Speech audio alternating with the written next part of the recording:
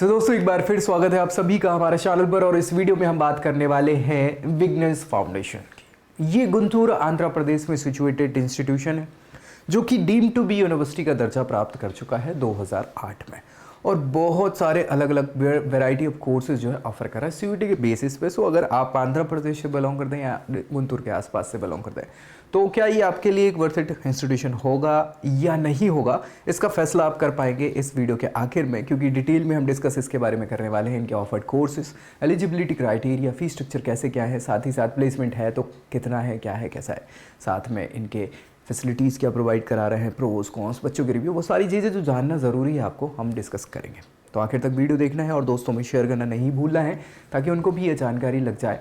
और अगर आप चाहते हैं आपकी प्रोफाइल पे बेस्ट हम बताएं कि क्या होगा आपके लिए, तो नीचे प्रोफाइल एनालिसिस फॉर्म भी मिल जाएगा, उसको फिल करना नहीं भूलना है।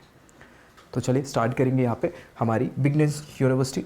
और इसकी जो फाउंडेशन स्टोन है, बेसिकली शुरुआत जो हम बोल सकते हैं वो 1982-83 के आसपास से स्कूल के रूप में यहाँ पे स्टार्ट हुआ था, और धीरे धीरे ये इस पैगाम पे पहुँच गया, इस मुकाम पे पहुँच गया कि डीम्ड टू बी यूनिवर्सिटी का दर्जा इनको दिया गया। इनका ये इंफ्रास्ट्रक्चर अगर आप देखेंगे तो इंफ्रास्ट्रक्चर बहुत ही शानदार आपको देखने को मिल जाएगा।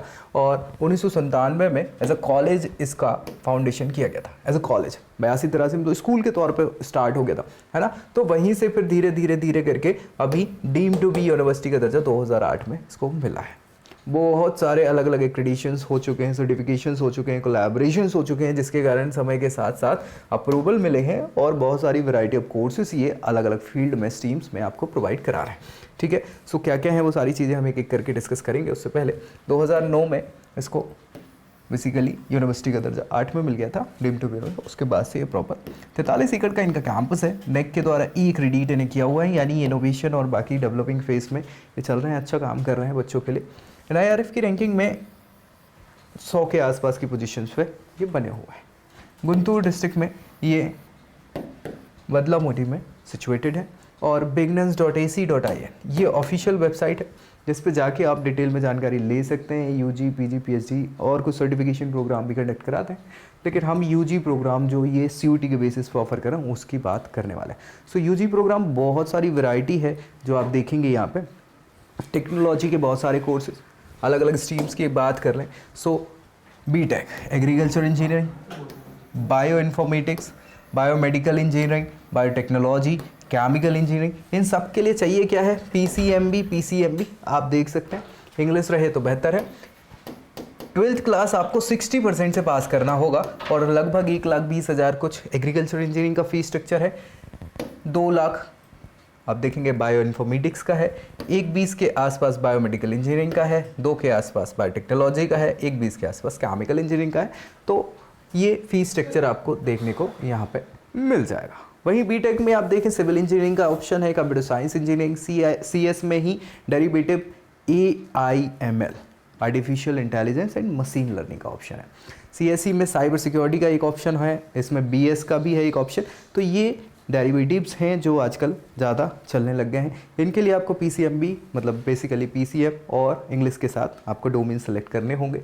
60% से 12th क्लास आपकी होनी चाहिए। और फीस स्ट्रक्चर इनका देखें तो 2,80,000 के आसपास आपको लगभग CS की डेरिवेटिव ब्रांचेस का देखने को मिल जाएगा।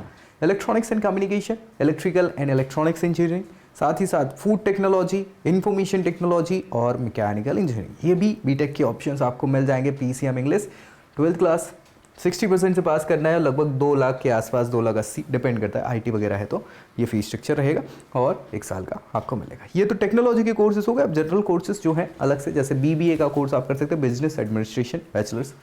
जनरल टेस्ट के बेसिस पे आपको यहाँ एडमिशन मिलेगा। इन कोर्स में 12th क्लास 60% से सब करना है और 1,30,000 के आसपास फीस स्ट्रक्चर है। BCA जो रहेगा bachelor of computer application, general test के बेसिस पे मिलेगा, फीस स्ट्रक्चर 1,10,000 के आसपास है, 10,000।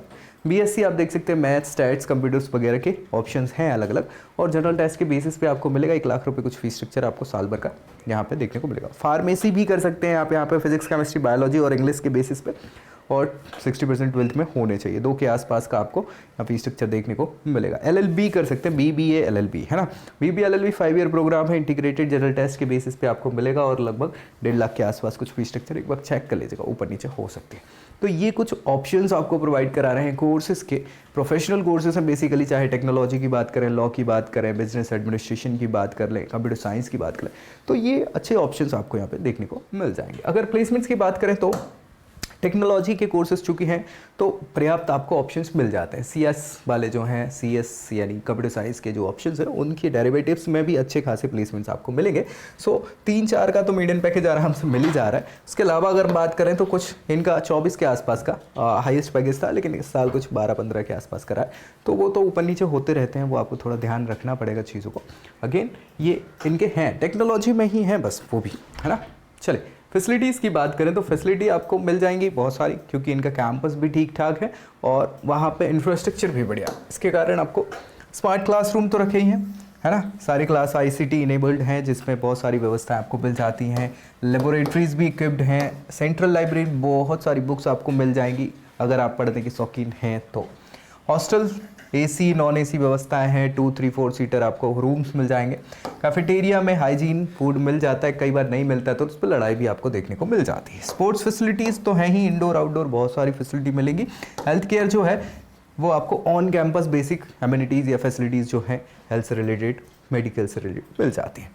बैंकिंग सर्विसेज है, बैंक है, ATM वहाँ पे आपको देखने को मिलेगा। ट्रांसपोर्टेशन और E-लर्निंग सेंटर्स, ये सारी फैसिलिटीज़ के तौर पे चीज़ें जो बेसिक हैं, हर जगह रहती ही हैं, वो आपको मिलेगी। अब कुछ अच्छाइयों की बात करें तो अच्छाइयों में इंफ्रास्ट्रक्चर मॉडर्न है, ठीक है। साथ ही साथ यहाँ पे एक्रेडिशंस, नेक का A+ एक्रेडिशन है और भैया NIRF की रैंकिंग में भी ठीक ठाक पार्टिसिपेट कर लेते हैं। हॉलिस्टिक ग्रोथ आपको देखने को मिलेगी। स्पोर्ट्स की पर्याप्त व्यवस्थाएँ हैं, कल्चरल एक्टिविटीज़ हो जाती हैं, रिक्रिएशनल अपॉर्चुनिटीज़ बहुत सारी मिल जाती हैं। रिसर्च रिकॉग्निशन ये भी ठीक है, क्योंकि कहीं ना कहीं रिसर्च फैसिलिटीज़ भी ये प्रोवाइड करा रहे हैं। कंफर्टेबल हॉस्टल्स आपको मिलेंगे, साथ ही साथ ट्रांसपोर्टेशन की व्यवस्थाएं ठीक ठाक हैं। स्टूडेंट सर्विसेज भी बढ़िया बोल सकते हैं कुछ हद तक, और E-लर्निंग रिसोर्सेज मिल जाते हैं, जिससे भी कहीं ना कहीं बच्चों को फ़ायदा होता है। ये तो अच्छाइयाँ की बात हुई। अब कुछ कमियों की और बात कर लें, जिसके बिना काम पूरा होगा नहीं।